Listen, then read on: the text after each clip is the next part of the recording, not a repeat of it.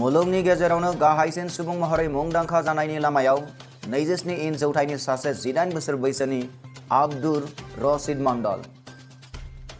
बाक्सा जिल्लानि सिङाव थानाय बरमायाव अल बड' डिजिटल जार्नालिस्ट एसोसिएशनखौ दाफुंनाय जाबाय। दुलाराय बर' फरायसा आफादा मुगानि आगदारि रुंसारि बानेश्वर बसुमतारीनि सेथि जोनोम सान फालिदों। खुलुमबाय, बड'लेण्ड खौराङाव आं रमेन बरा नोंथांखौ बरायबाय। दानिया फैदो आबुं रादाबाव।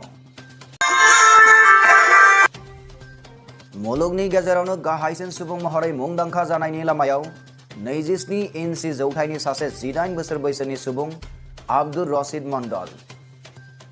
मुलुगनि गेजेरावनो गाहायसिन सुबुं महरै मुंदांखा जानायनि लामायाव क'क्राझार जिल्लानि सिङाव थानाय समायनाफारा गामिनि आब्दुर रशीद मंडल। आं नोंथांमोननो खोन्थागोन, जों जेब्लाबो नुफेरै, माब्लाबाबो नुफेरै जाय गथ'आ दिनै 18 बोसोराव हाबबाय, बिथांनि गोजौआ अकल 27 इन्सिल'। आं दा नोंथांमोननि सिगाङाव बिथांजों माखासे मोगा मोगि लानो नागिरदों। बिथांनि बिफाजों बिथांनि बिफाया मा बुङो? आब्दुर रशीद मंडल। खै बोसोर? 11 बोसोर जन्म। इमान आलीनि फिसाज्ला आब्दुर रशीदआ आथिखालाव 17 बोसोर 10 दान बोसोर बैसोनि। नखरनि बिफा इमान आलीया फोरमायनाय बादिब्ला जोनोमनि 8 दाननि उननिफ्रायनो गावनि फिसाज्ला आब्दुरआ बायदि देहायारि जेंनाजों मोगा मोगि जानो नाङो। কি কারণ হলো বাইরে তেনেকা অবস্থাতে? আমরা 8 মাহত জন্ম হৈছিল, দিনটো পূৰণ হোৱা নাই। চিলেটত জন্ম হৈছিল আমাৰ ককাঘাৰত। এই ছমাহৰ ট্ৰিটমেণ্ট মতে এনে বেলেগ একো বেমাৰ নাই, কিন্তু মানুহজন যে নাবাৰে সেইটোৱে মই জানো, আৰু বেলেগ যে ভিতৰত কি আছে মই নাজানো। आरो दिनैनि थासारिसिम फैयो। जोनोम जानाय समाव आब्दुरनि लिरथाया 800 ग्रामल'मोन। 8 दाननि गेजेरावनो बिमाया बेखौ जोनोम होदोंमोन होननानैबो मिथिनो मोननाय जादों, जायनि जाउनाव आब्दुरनि देहायारि जौथाया 27 इन्सिल' जानो हायो। আপনার গাঁও? गाव से Bhatgaon Sonampara, under Kokrajhar district. Kokrajhar district. বাইটের নাম কি আছিল? হ্যাঁ, বাইটের নাম কি আছিল? আব্দুর রশিদ মন্ডল। এতিয়া তাৰ কিবা স্বাস্থ্যৰ কাৰণে কিবা মেডিকেল ট্ৰিটমেণ্ট ব্যৱস্থা লোৱা হৈছিল? মানে এনেতো বাহিৰত মই বহুত চেষ্টা কৰিছিলোঁ, ছাকচেছ মই এটা ফলাফল পোৱা নাই, ভাল এটা ৰেজাল্ট পোৱা নাই। এতিয়া যদি এনেকুৱা আছে মই এতিয়াও ল'ম বুলি ভাবোঁ। आब्दुरनि देहायारि जौगाथायखौ बांहोनो थाखाय गोबां रोखोमनि देहायारि फाहामथाय होनो लाबोदोंमोनब्लाबो अदेबानि मोनबो रोखोमनि देहायारि जौगानायखौ नुनो मोनाखै होननानै बिथाङा बुंथिबावो। आब्दुरनि फाहामथायनि थाखाय गोबां सम्पति जेरै गोबां बिगा हा फाननाय जादोंब्लाबो दिनैसिम आब्दुरनि जौगानायखौ नुनो मोनाखै होननानै आब्दुरनि बिफा इमान आलीया गावनि दुखु मोननायखौ फोरमायथियो। सोरबा अनसायारिफोरा आब्दुरनि बिफा इमान आलीया आब्दुरनि थाखाय राङारि मदद हरोब्ला जौगा देहायारि फाहामथाय होनायाव मदद जागोन होननानैबो गावनि मिजिंथिनायखौ फोरमायथिदों।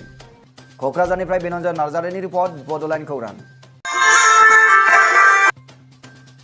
बाक्सा जिल्लानि सिङाव थानाय बरमायाव अल बड' डिजिटल जार्नालिस्ट एसोसिएशनखौ दाफुंबाय।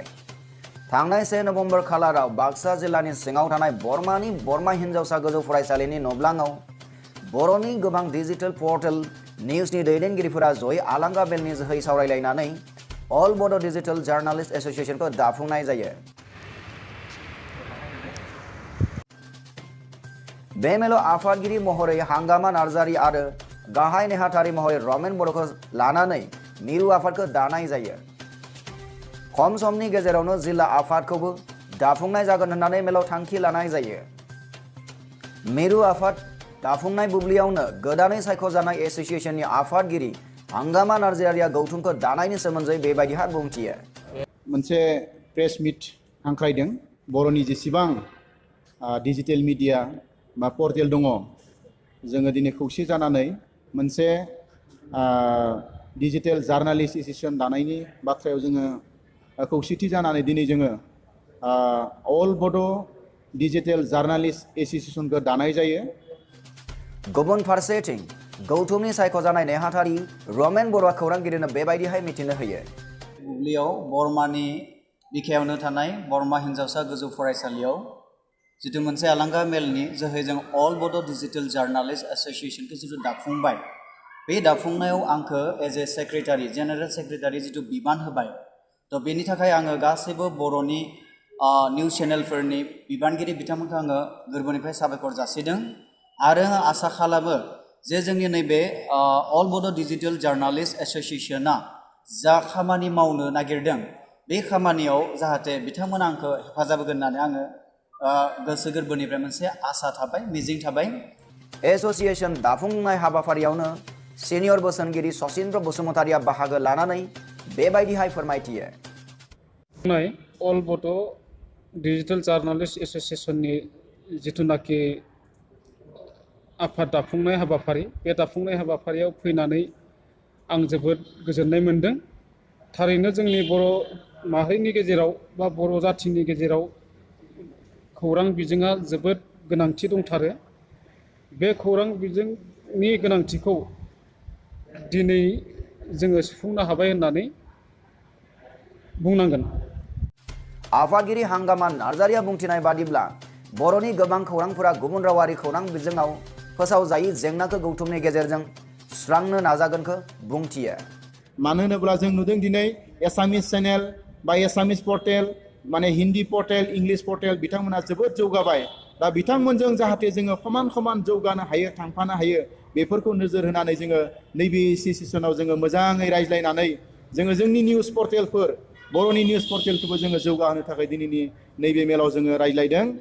नेहाथारि रमेन बर'आ बर'नि गेजेराव बयनिख्रुइबो बांसिन निउस पर्टेल ओंखारबावनायखौ हास्थायदों आरो बर'नि गासै बिथिंनि जेंनाफोरनि खौराङा बयनिसिमबो मोनहैनायखौ हास्थायदों होननानै बयनोबो मिथिनो होयो।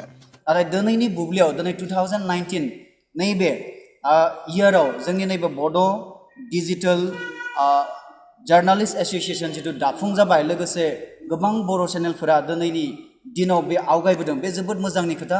आं बेखायनो जोबोद गोजोननाय मोन्दों आरो बेबायदिनो गोबां चेनेल जाबावथों। बर'नि जेसेबां जेंना जेंसि दङ जेसेबां प्रब्लेम्स दङ पलिटिकेलानो जा इक'नमिकेलानो जा ससियेलानो जा बेफोरखौ जाहाथे बुहुमनि खना खनलायाव थानाय बर'फोर लोगोसे गासैबो माने हारि हारिसा बिसोरनो माने जाहाथे जों फोरमायनो हायो जोंनि गोसोनि साननाय जोंनि लुबैनाय जोंहा मा जेंना दङ बेफोर गासैखौबो जोङो नैबे प्लेटफर्मनि जोहै जोङो फोरमायनो हागोन होननानै आं मिजिंथियो। निउज डेस्क रिपर्ट बड'लेण्ड खौरां।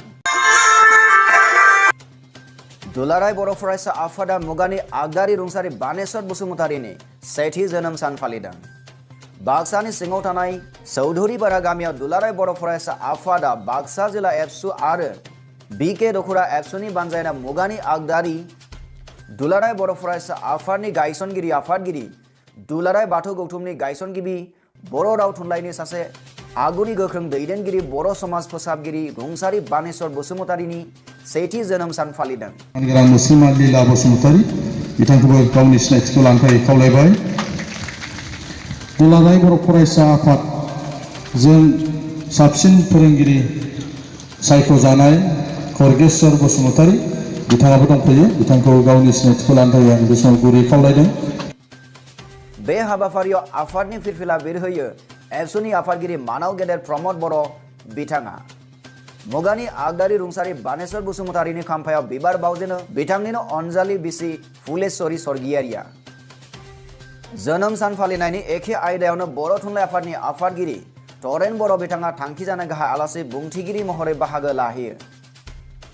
बिथाङा गावनि बेसेन गोसा बिबुंथियाव मुगानि आगदारि रुंसारि बानेश्वर बसुमतारिनि मावथाइफोरनि बागै गुवारै बुंफोरना होनायजों आथिखालनि बर' राव थुनलाइनि थासारिनि सोमोन्दैबो रोखायै फोरमायथिनानै होयो। बे एखे आयदायावनो दुलाराय बाथौ गौथुमनि लेङाइ आफादगिरि मानाव गेदेर लहित दैमारि बिथाङाबो बाथौ धोरोमजों लोगोसे गासै बर' समाजनि फोसाबनाय बर'नि खौसेथिनि खामानि मावनाय गावजों गाव सन्मान होलायनायनि सोमोन्दैबो बिथाङा बुंथिया। बिथांमोनजों लोगोसे बाहागो लादों 63 नं सापागुरि समष्टिनि एमएलए थानेश्वर बसुमतारी, 29 नं कक्लाबारिनि एमसिएलए अनि बसुमतारी लोगोसे ओनसोलनि बायदि बायदि बर' आफादफोरनि दैदेनगिरि बिथांमोना। बे रादाबखौ जोंनिसिम दैथायहरदों लिबिस बर' बिथाङा। दानिया सम फैबाय नोंथांमोननिफ्राय बिदाय लानायनि। बड'लेण्ड खौरांनि गासै नायगिरि नोंथांमोनखौ दिनैनि नैबे बुब्लियाव साबायखर जासिनानै दिनैनि रादाबखौ एसेबांनो फोजोबनाय जाबाय। गोजोन्थों।